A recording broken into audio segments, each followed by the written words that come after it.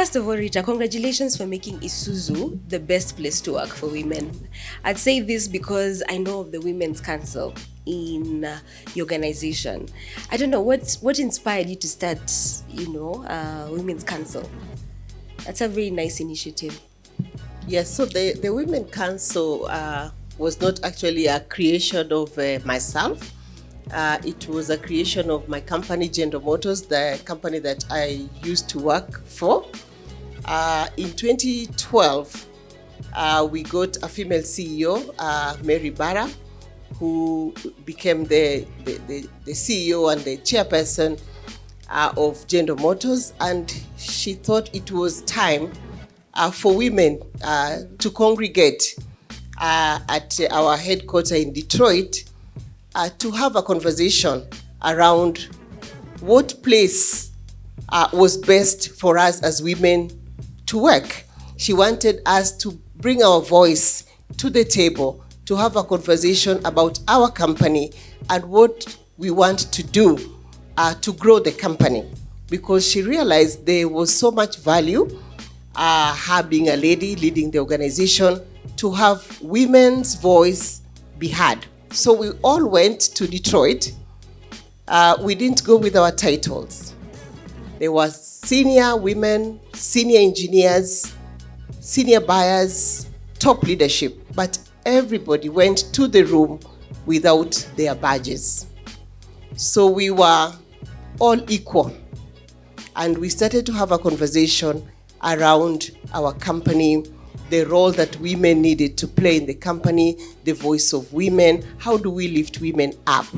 So we created a board as women at the end of the week after our deliberations, and we actually took it up to her office and said, this is what we will want to see taking place in this company for women.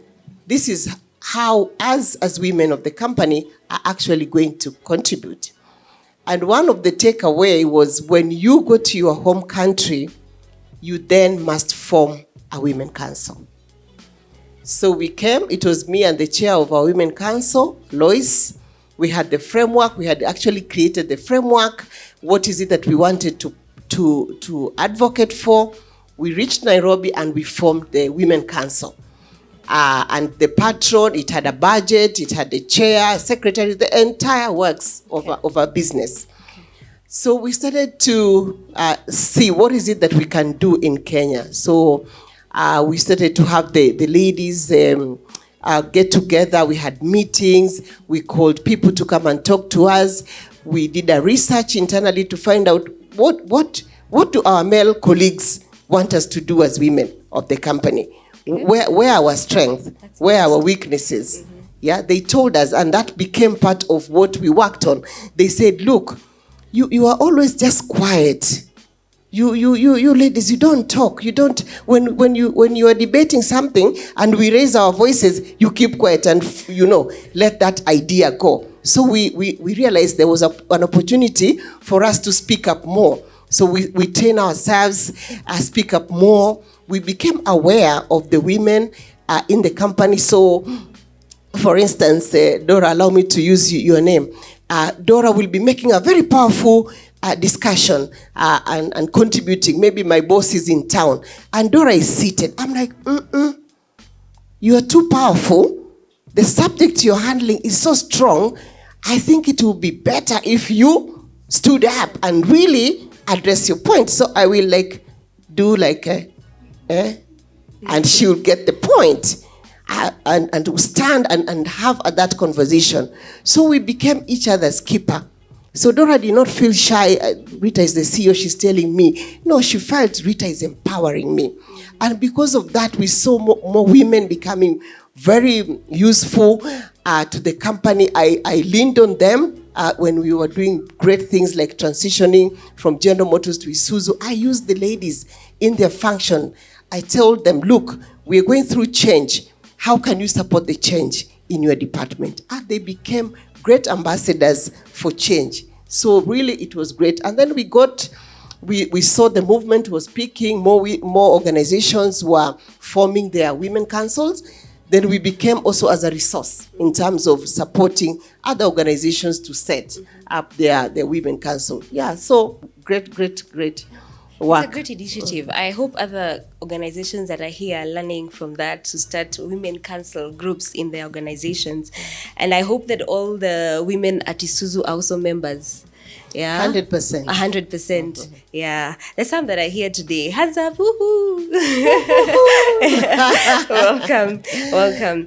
And so I believe it's also through your leadership that you started taking up coaching, which leads us to the topic today about fear. And I guess I interviewed you also last time, and we had conversations after. And you explained to me that you're also an executive coach. I saw that also in your bio. I love that. And I guess also that gives you more insight as a woman leader, to be able to talk to young people and mentor them and coach them today. It's a good suit for you as an MD. And I was wondering, why is this topic fear so close to your heart? You know, because you've mentioned it before to me. And why do you feel it's important to discuss this with young women today? Fear, when I was thinking about that topic, I believe everybody in this room today is afraid. There's some fear, isn't it? Yeah. All of us are afraid. There's a fear, and it's normal. It's part of life to be afraid. So I asked my daughter as I was preparing for this conversation, I asked her, have you ever been afraid? She's just 12. I asked her, have you ever been afraid? She said, yes. So I asked her, when? Oh, in school. When the maths teacher was Kali, I was very scared. Oh, really? Okay. Have you been not scared? She said, yes. When? And where? Again, at school. And what was happening when you were not scared? She said, when she was not scared, she was happy. The day was moving so nicely. She was running. She was doing a lot of interesting things when she was not scared. So children get scared. We get scared. I have been scared. I'm scared every day. You are? Yes. I've never seen that in you. I have been scared. I'm scared. We continue to be scared. So we cannot run away from the fact that we get scared because we are human beings.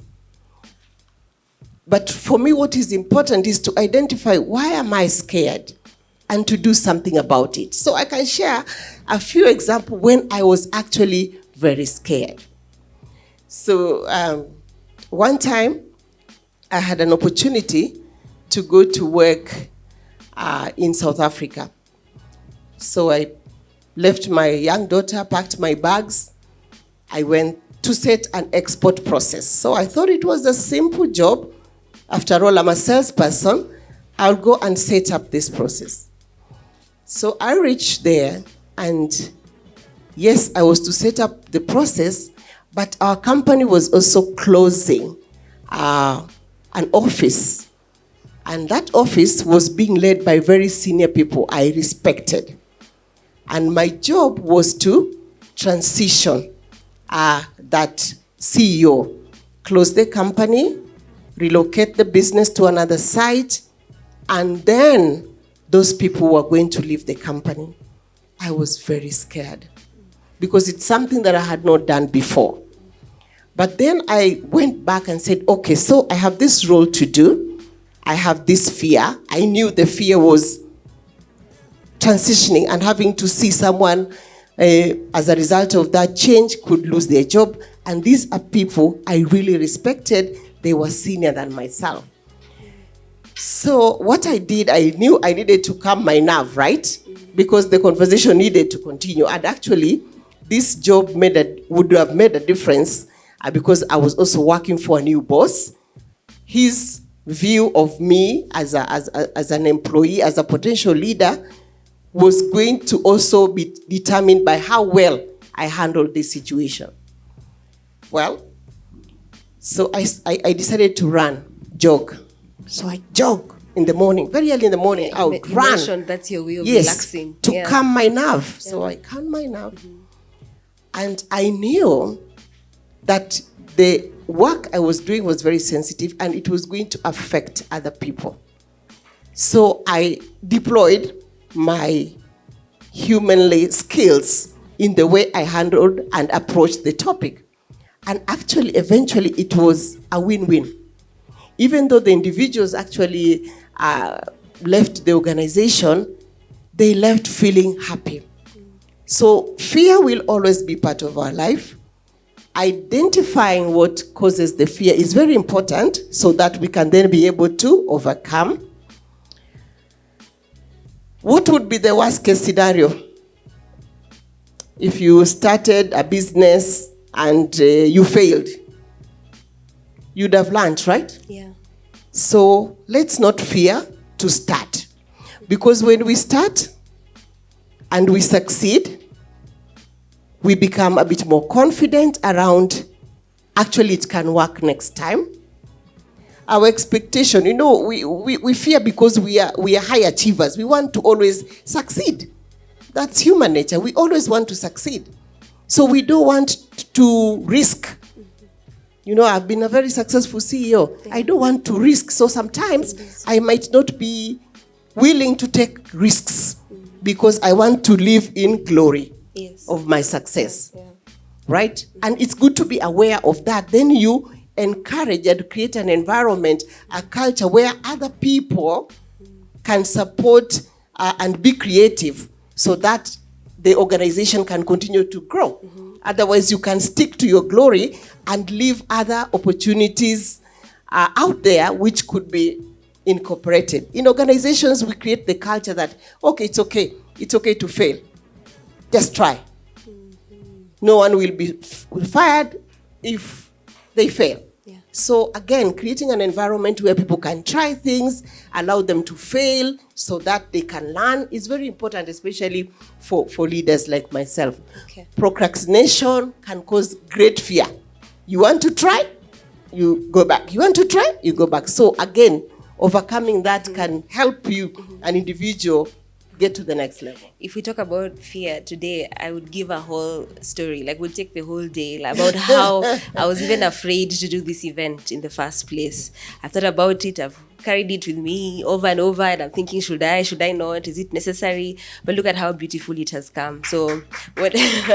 Yeah. So I guess what was there to lose, as you ask?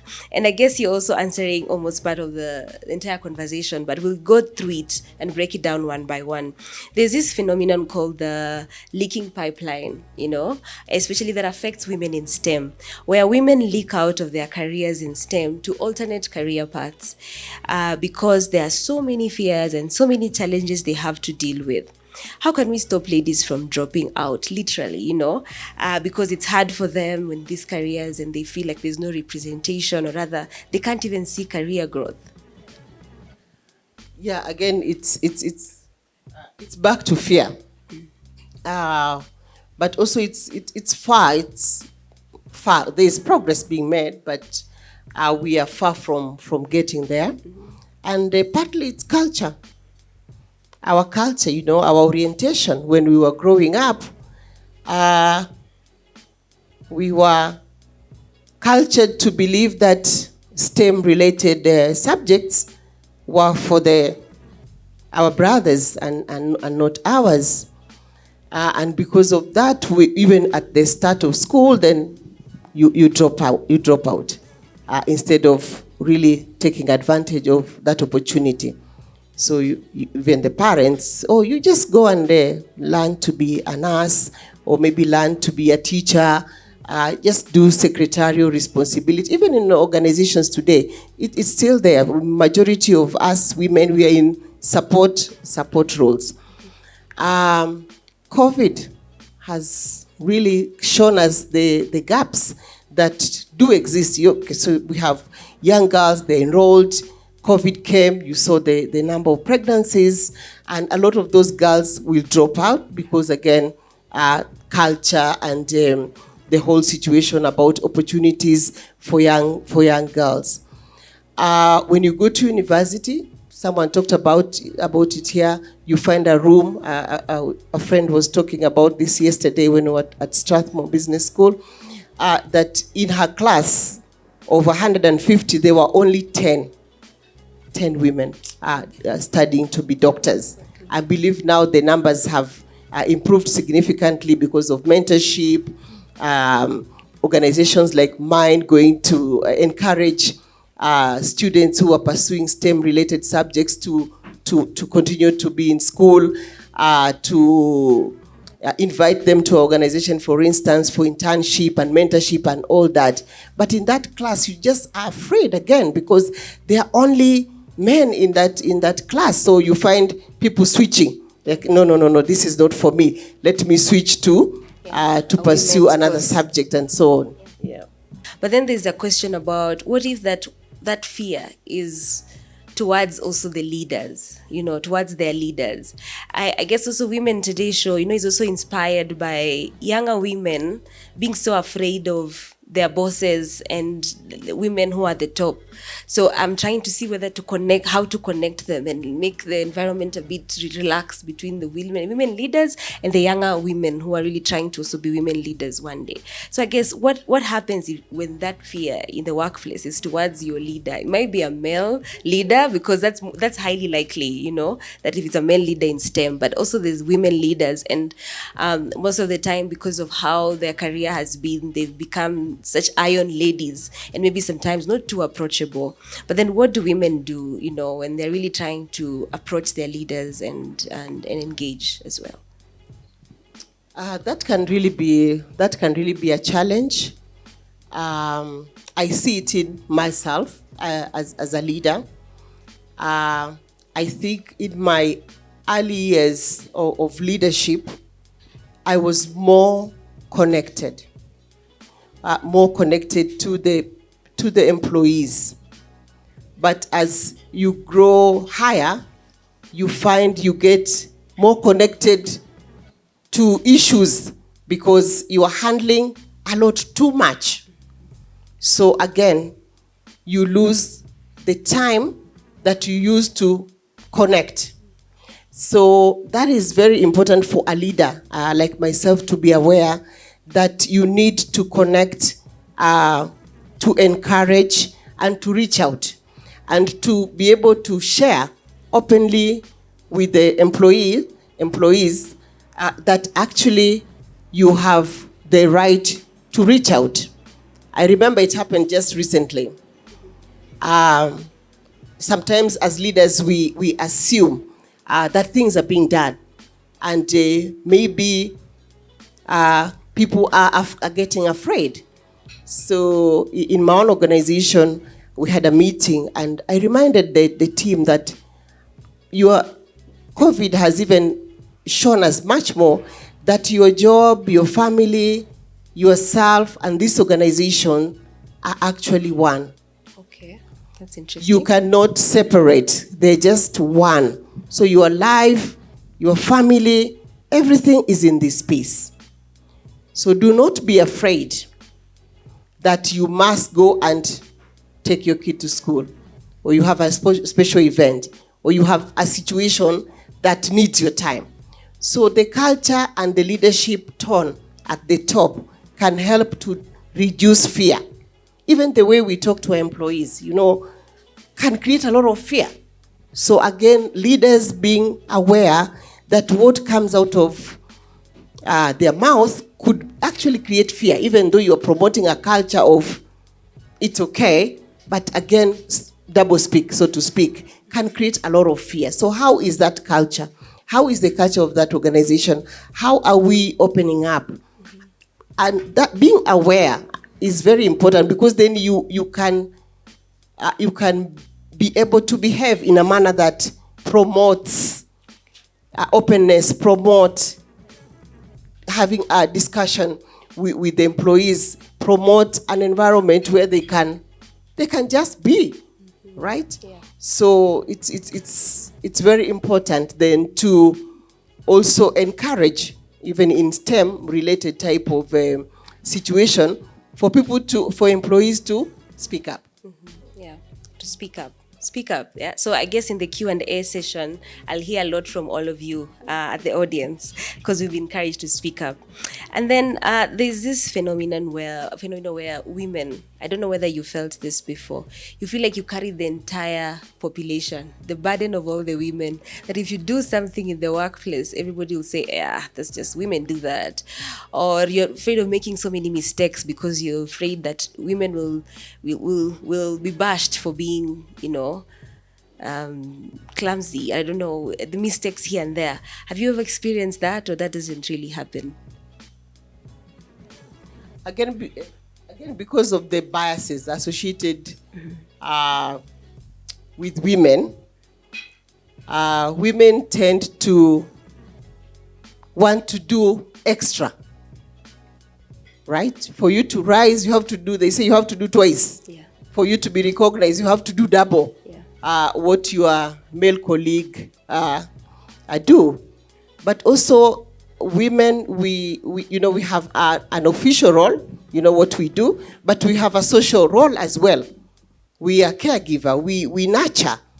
So there's no way I can remove myself from the burden of other things within the organization. So we carry everything, so to speak. So yes, there will be a moment of feeling that you have this burden, you have to carry it. It's natural. I believe the men also feel there's some burdens that they have to carry, but to be again aware that you need the energy. You need to be able to recharge your energy so you can continue to carry and provide the leadership and the guidance and all that. And women have a very good way of also recharging. You see, this is an opportunity to recharge. We are here, we are meeting, we are connecting, we are getting another injection of energy so that we can be able to continue to lead. If I feel, for instance, in my organization, I have too much, then I reach out to my women council and say, okay, so and so, can you run with this so that you, again, don't break. Yes, there are moments where you feel you are carrying, and it is our role to carry and to be able to make sure the whole thing works together.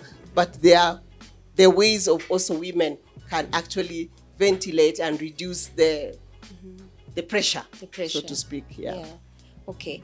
So I guess fear is a bad thing, guys. Fear is bad. We've talked about so many things, and then I guess fear would bring imposter syndrome, where women doubt their abilities. Fear will be able to stop you from starting something new. Could it be a business, a venture, opinions in the office? I guess we have to all fight fear. Now, my formula for fear, I would give you, I have many. The one is counting Mississippi 1, Mississippi 2, Mississippi 3, and thinking about nothing. And I do that also when I'm angry. So it's the same kind of formula to think. Mississippi 1, until 10. For the time I get to 10, either I have forgotten what was pressing me at that time, or it's less than before. What's your formula when you're afraid and you're trying to overcome? I do that, I'm afraid of, very quickly. You do it quickly, yes. No procrastination. No. And I have a support team. So if it's a personal thing, I would call my friends. I say, okay, so I'm trying to do 1, 2, 3. What do you think? And I have friends who are not afraid. Okay. They just say, what would be the worst? Yeah. So those friends are very important to me when I am about to do something that I know I will be afraid of. So I would call and say, okay, I want to do 1, 2, 3, 4. I want to actually maybe cut this fence because I want to put a building. Yeah.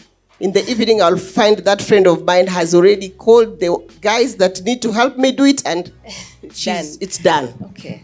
So reach out to friends. Do it, don't wait. What would be the worst case scenario? What would happen? I will fail, and I have failed many times. Wake up and keep going. Okay. And also expectation around self. So there are people who are perfect. Women have been accused to be Miss Perfect until it's perfect. Yeah. So if we know we are not perfect, chances of failing are also there. So the expectation we set for ourselves is that it could go right, it could go wrong. The best thing is to try. But I know for projects, for things that I feel, I go to my friend. What do you think? She will fix it for me. Yeah. Yeah. Yeah. Friendships, yeah? Friendships, are important, connections, yeah. talking to people Okay. who will encourage you, analyzing the situation also. Okay. Then it helps you to make a decision that actually Makes sense. makes Yes, sense, or yes, you yes. will succeed. Okay, Yeah. okay. And I, as an executive coach, you're the expert. I am the propagator, I believe. Is there something that I've not asked today that is important and it's key for us to talk about today in relation to fear? Because we are trying to get ourselves to the best level we can be. I don't know if that's possible and reach our fullest potential. But fear is stifling us, you know. Maybe something that maybe I've not talked about, and it's something you talk about in your coaching classes. Yeah, so in my coaching, what I have seen is that the young people seated here between maybe age 35 to about 45 are very afraid. They're afraid because they're going through a lot. They are getting married, right? They are looking for that job promotion.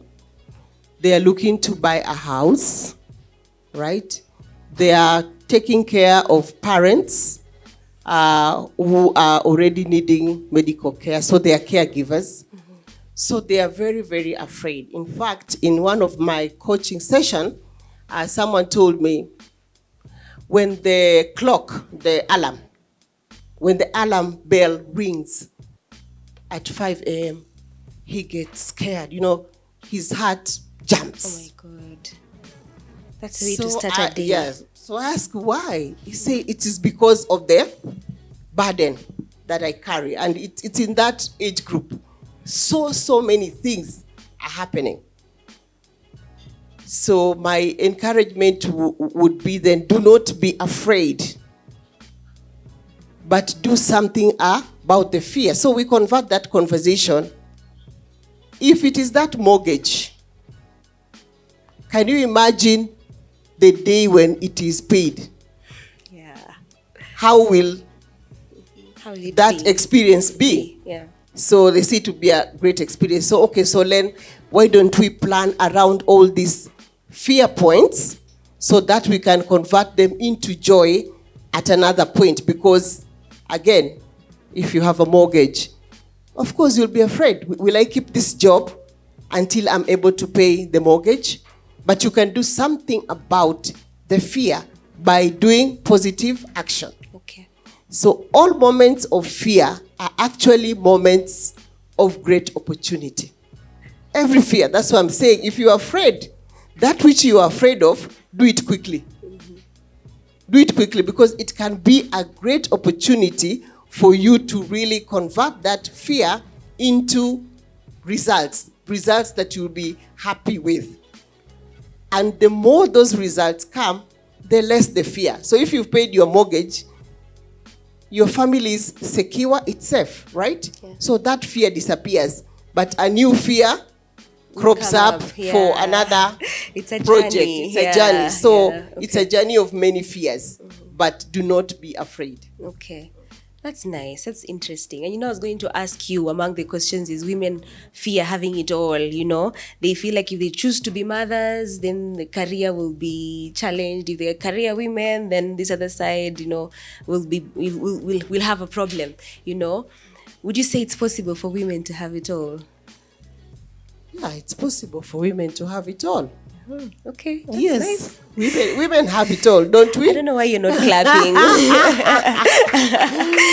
Well. Before we wind up, I always love to recognize that you're also a mom and you're teaching your children. And I love your children. I've met your daughter at least. And I always have this habit of asking no, mothers, what are you trying to teach them this time? The topic today is breaking the bias. And I guess you're raising her in a world where there's so many biases that she has to overcome. I don't know what you would say in regards to what would you want to teach her to help her power on when there are biases around her?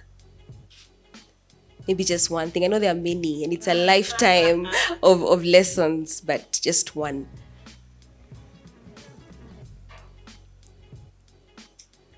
I actually tell her that the world is full of great people. So do not be afraid. Nice. Yeah, nice. And for the son, there's a son. I guess he's a bit older, younger adult. I'm sure that he understands that there are biases towards women also, and there are also biases towards men. How would you advise him to overcome fear and all these biases? Just do it. That which you are afraid of, do it. And just respect people. When you have respect for people, then those biases can tend to also disappear. So respect people. The world is full of great people. Respect people. Don't do to others what you don't want done to you. If those remarks that are not kind to people, if that was done to you, what would you do?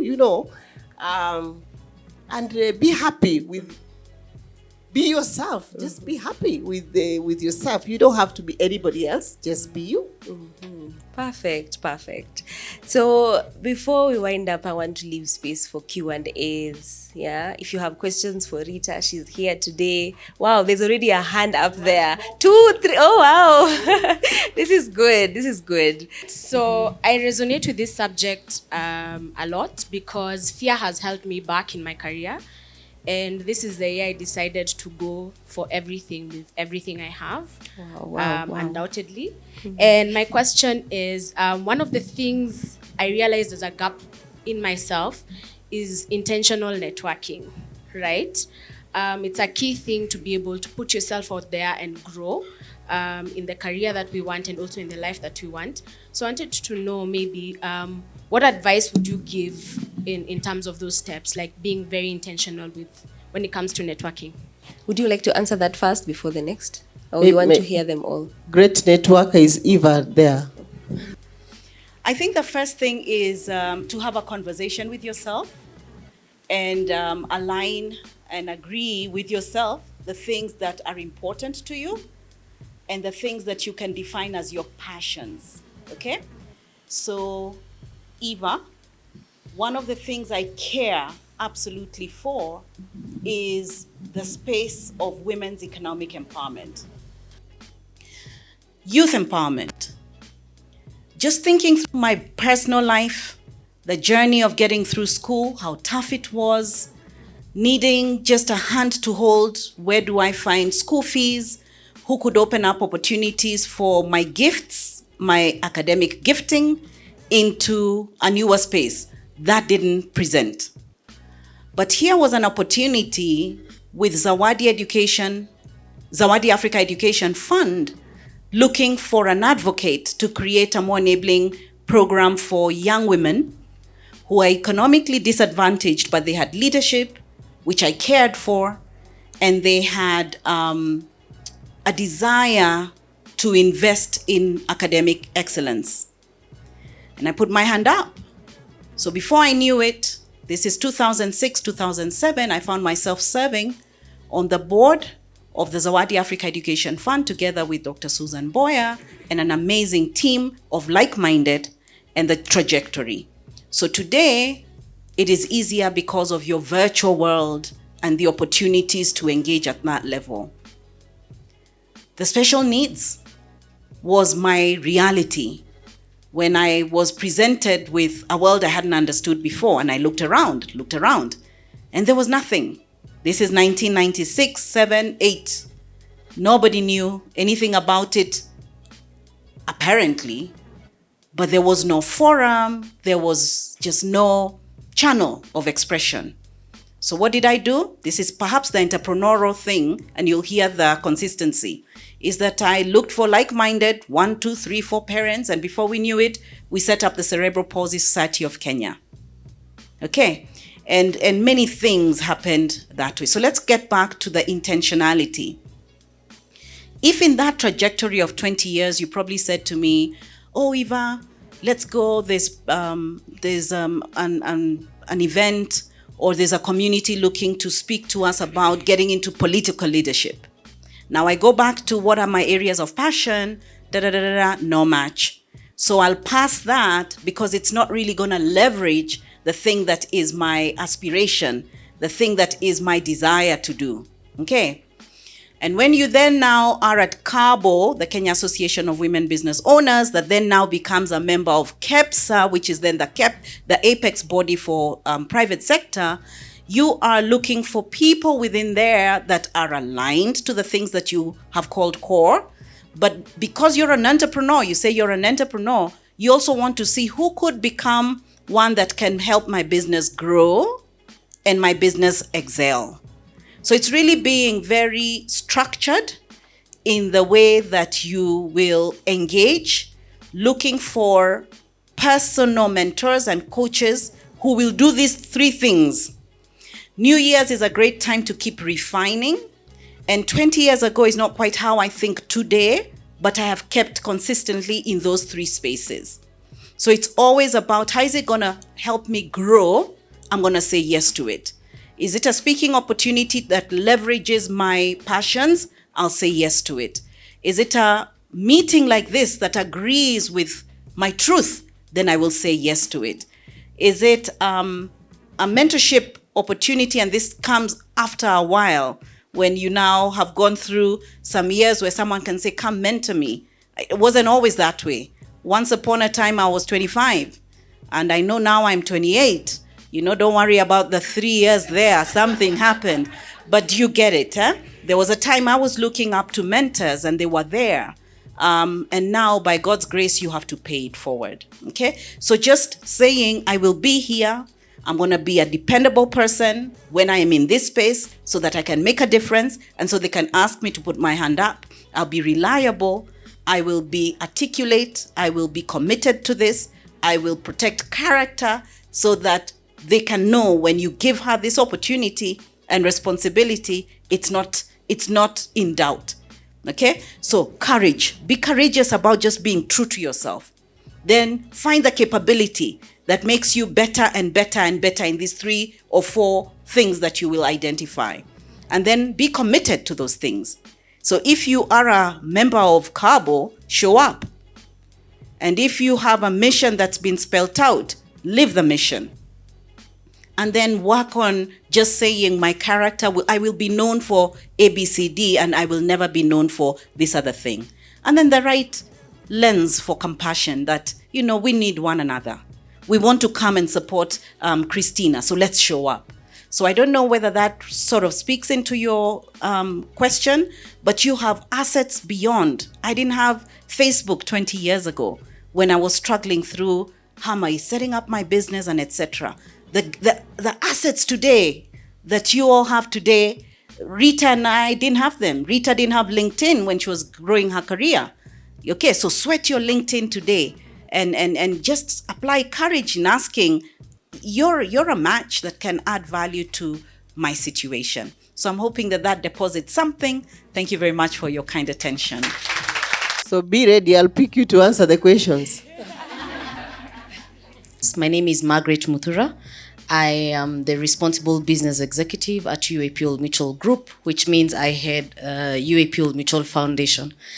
I am not in STEM, but I have a front row seat to women in STEM because my elder sister, who is seated right there, is a water engineer, and therefore I have a front row seat to what it means to be a woman engineer and the struggles.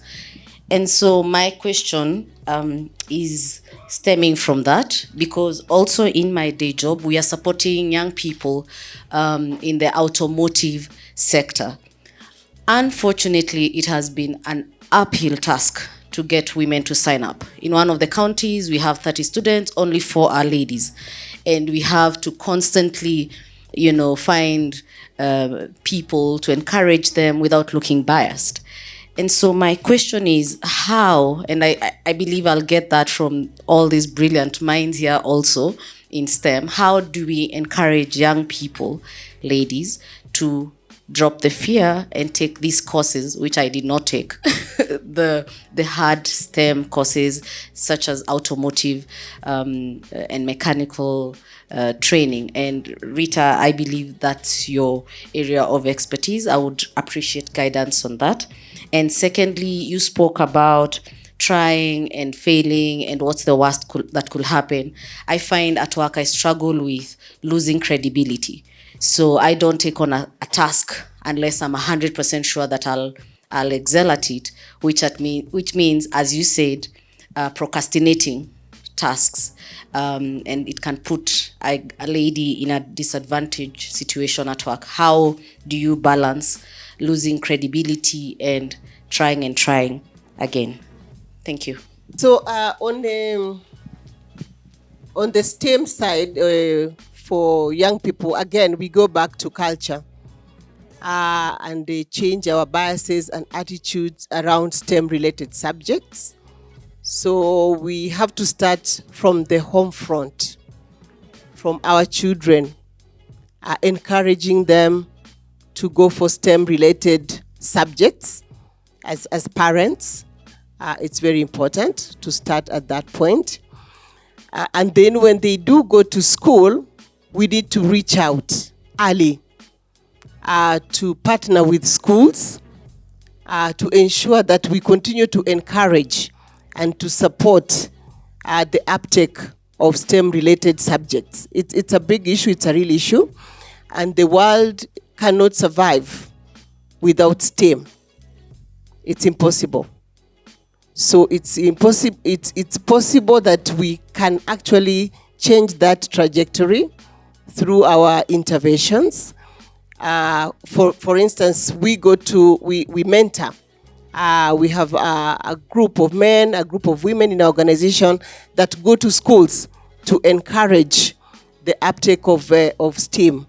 The government also, Eva here representing KEPSA, they have education a sector group. How can we partner private sector and government to ensure that the uptake of STEM is related subjects is real? So it's a challenge, might not be solved in one go, but it can work. Institute of Engineers are here. They're also doing a lot of work to encourage registration of engineers, to ensure that engineers are known, because there are many engineers out there who are actually not known. They are in practice, but people don't know them.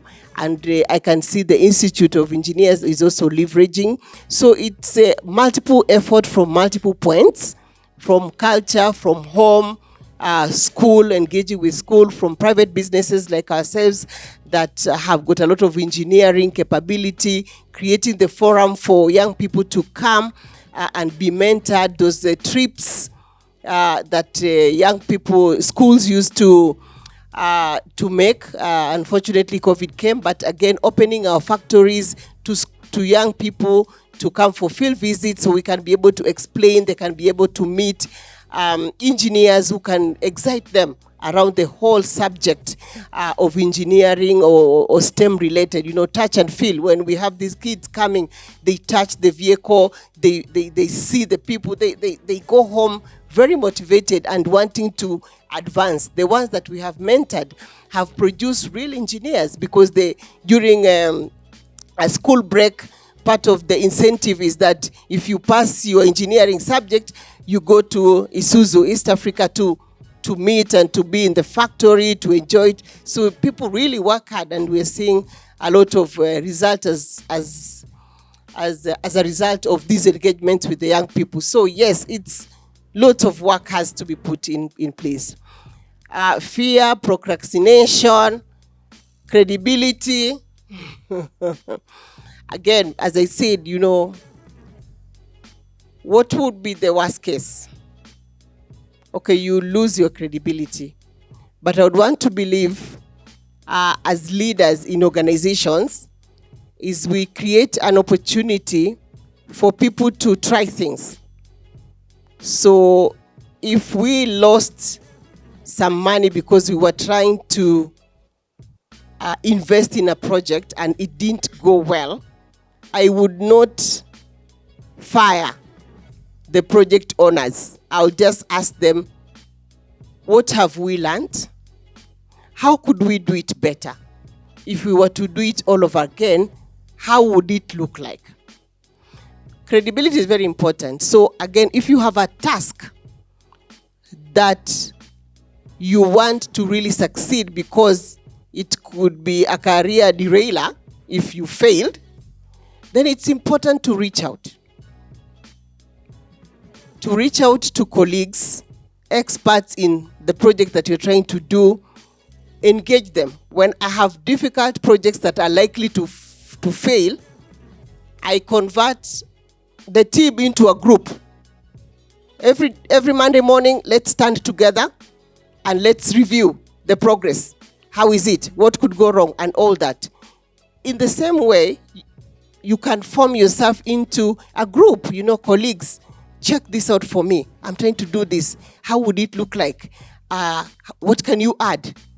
Exactly. Instead of picking the project that you think it's risky and it could affect your career move, engage other people to support you, to think through the project so that it ends up being successful. But in organizations, we need to develop that culture that it is okay actually to fail because it's an opportunity to learn. If you don't try, with the rapid change of innovation and things are changing, you can imagine you'll remain a dinosaur. If you don't try things, the world is just about trying, right? With scant information, take the risk, learn from it, and keep going. Calculated risk. Calculated risk, remember? You have to evaluate the situation because it's causing you fear, meaning the chances of it failing are very high. So you have to do your mathematics before you plunge in. My name is Jay Sojino, a research scientist in environmental policy and law. So I was very fascinated when you said that when you approached the men said that women should be willing to speak up. But in my own experience, those are not the kind of men I work with. The kind of men I work with prefer if I just be silent. If I'm too forward, it looks like a threat. And we know we cannot effect change as women alone. We need men to work with us. So my question is, how can you get men to be more supportive, to be able to see our perspective? Because some of them are our brothers, our fathers, our uncles, but you see many of them have their perspectives are based on how they were brought up, their culture, and you come to the workplace, we are all very different, and we face some of these challenges. How do we get the men to be as supportive as those in your organization? How can we change the culture in an organization that some people have been there for over 30 years, and you're coming with a different perspective, you want support? How can you achieve that? Thank you. That can really be a challenge. Working in an environment where those biases against women are alive. Today here we have men. I believe they are promoters of our cause as women. So I would imagine even in the workplace, there are some we can identify that we can use as ambassador in the conversation. But I can imagine how difficult that is if you are in a section trying to do it alone. It can be tough. Ideal situation would be to promote that culture of diversity and inclusion, where we need each other. We need male scientists, we need female scientists, we need to bring our ideas from different angles to create a better sustainable organization. In the absence of that, I want to encourage that you have to continue to speak up and to do which that you do, because in my career, being in this type of environment where it's a male-dominated business, there were those biases. I experienced those biases. People called, can I speak to the managing director? My PA puts me across, and the guy on the other side says, can I speak to the managing director, please? I'm like, I'm the managing director. You could hear the dead silence on the other side because they didn't expect it would be a woman. But I knew those biases existed, so I did not make him feel worse. I converted that into a great opportunity. I said, hey, how can I help you? Right? Oh, I'm looking for 1, 2, 3. And I made sure that that was delivered to that individual, that customer very quickly. We deliver also to female customers. But continuously doing your job as a professional reduces the biases. Now they cannot no longer deal. Yeah? Clap. They can no longer they can no longer deal with you as female employee because you are at the table to discuss important subject, important issue. They start to respect you as a professional who has a contribution to make, and not a woman by the way you appear. So it's a lot of work. That's why we have to carry the burden, because there's bias, there's all these things that are weighing us down and not real issue at the table, which disrupt our attention to bigger things that we need to do. But these are the things that we need to solve. But don't give up. Your professionalism, what you contribute, will be seen by one man. And you just need one man to light the candle to start the change. Like our men here. My name is Winfred Mutinda. I work as a transmission system planning engineer at Ketraco.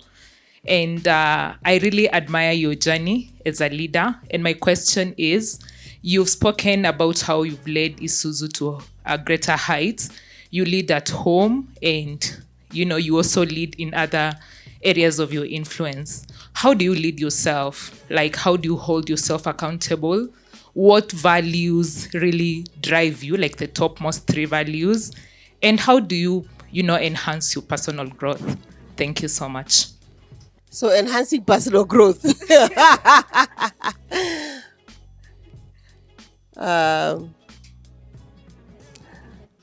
Of course, I read quite a lot. I serve in other boards. So through those boards, I learn a lot. Different industries, business associations are very, very good source of learning, because you don't only learn about the trade you are in, the industry I'm in. I'm learning across, whether it's agriculture, whether it is retail, whether it's banking and all that. It's a huge source of learning. So I believe you young engineers here, young STEM individual, you belong to business association. I encourage my own employees to belong to business associations, because it's a huge area where you can tap into skills and intelligence of other people in different sectors to learn. My values, my greatest value, I think, is humility. I am very, very humble individual. And because of that, I learn a lot. I learn a lot from many people, different individuals. I can sit with CEO, I can sit with Mama Mboga, and we will have super conversations with both. And because of that, I have really, really been able to learn. I have really, really learned from those engagement, those interactions. And I have learned that I am not super. I need to draw from many people. So that to me is a core value that I hold dearly. The other one is, what purpose am I serving? And the purpose I'm serving is to continuously give myself to others. I had a choice like today to go and do something else, but that would not be serving my purpose more than this one here, where I am then able to share what I know, the little nuggets, with other people. Hard work is another important value. To rise to this level, it was not because of luck. There were many years of hard work, commitment, consistency, fall and rise again, and celebrating. As I rise, I celebrate. I thank God for it. I share it with friends and families. So lots of hard work. Nothing will come easy, right? You have to put in the hours. You put more hours, more great things come up. So I have learned that as well. The more I put, the more I get. And then I enjoy also. Have fun. Managing self is to be accountable for self. So my health is very important. So I make sure I leave some time for me. I work, family, and all that can drain an individual, can drain a superwoman, can drain a superman. So how do I carve some moments where I am just me and me alone to recharge myself? Of course, there are many people managing me, but I still some time to manage self. Okay, interesting. My name is Maureen, I had mentioned. So I'm an urban designer and planner, which means I'm in STEM, which also means I'm in a male-dominated field. Now, my question to you is, I'm trying to understand how to leverage myself as a woman to be competitive, in my field, because I'm trying to play by the rules of a woman, I don't want to compete in the same way a man competes. I want to compete in my strengths as a woman and bring that to the table for me to be competitive. I think I would like a few examples for the leading women in STEM to share examples or challenges they came across in their careers and how they dealt with with those challenges, but leveraging on who they are as a woman. Yeah, I think that's my question. So champions, you need them, eh? Yeah, I think you need to have champions.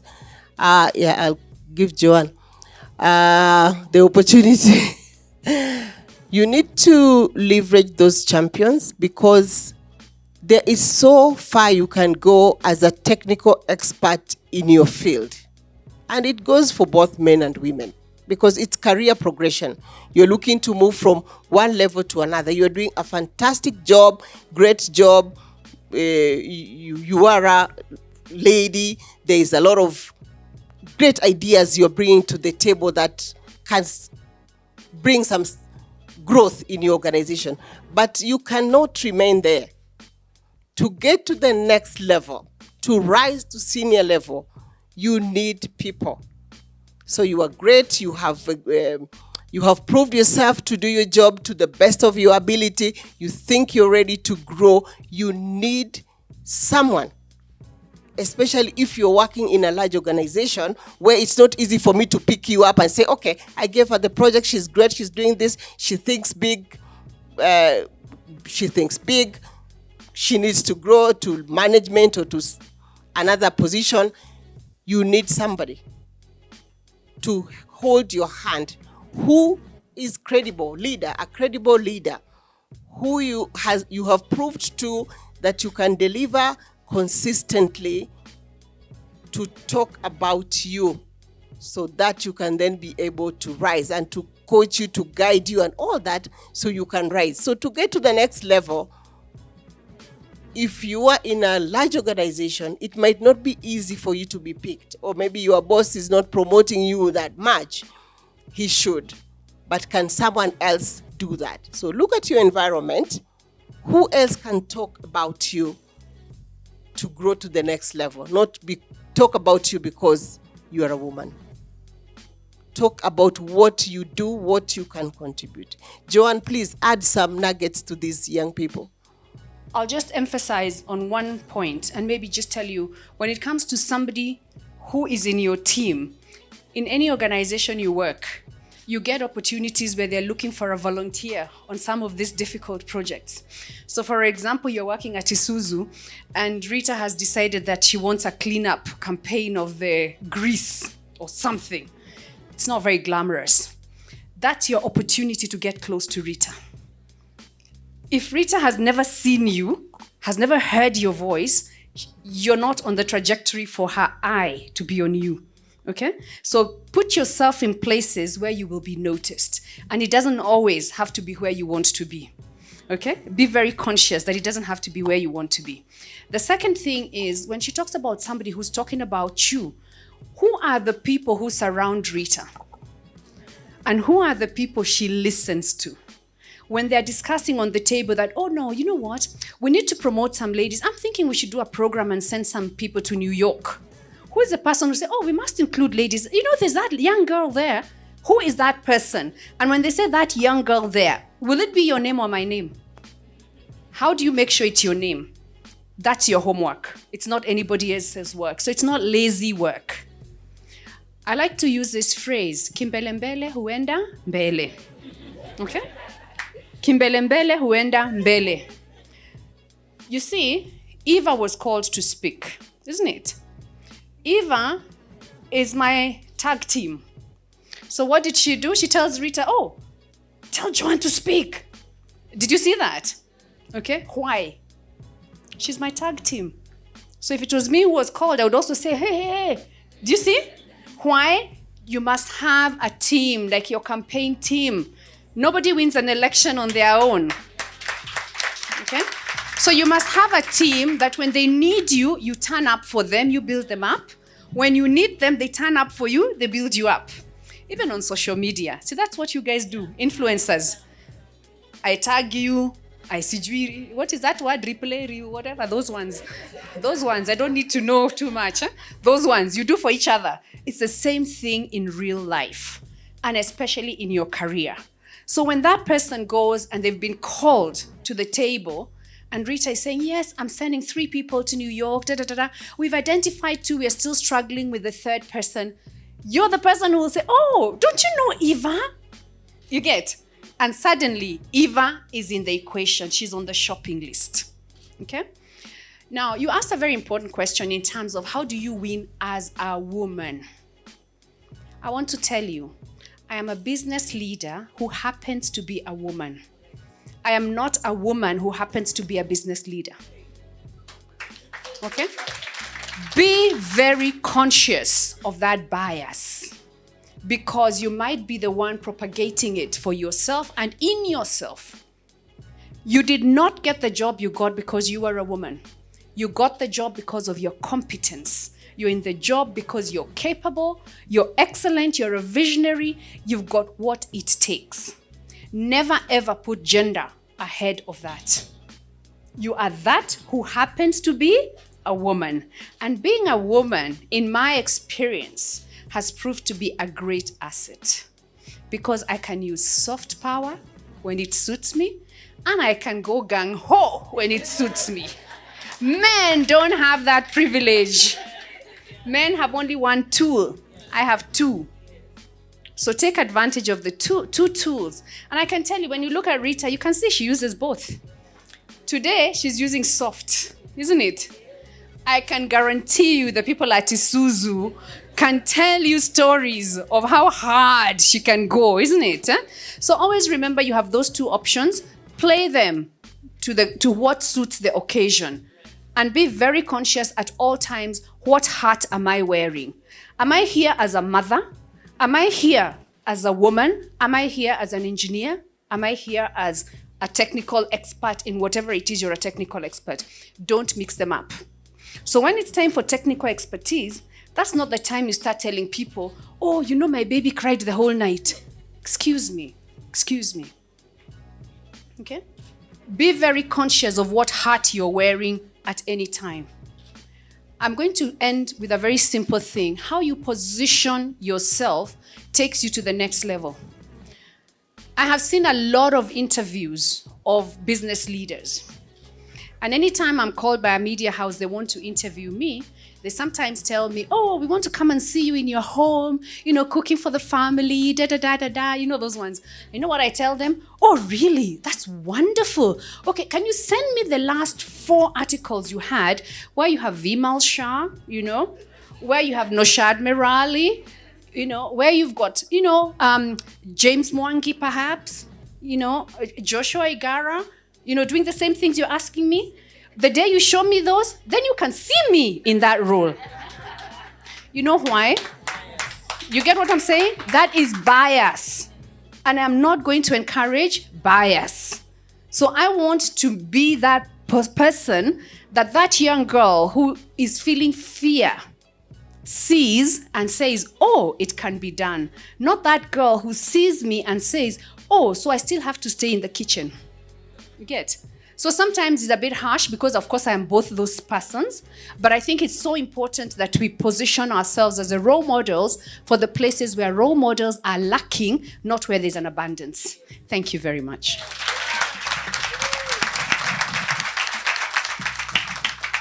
Thank you so much. The nuggets of wisdom, I think we'll do video replays and write notes all over again. This is a book. So thank you, Eva, thank you, Joanne, and thank you, Christine and Rita, for such nuggets of wisdom. Thank you for the questions, ladies.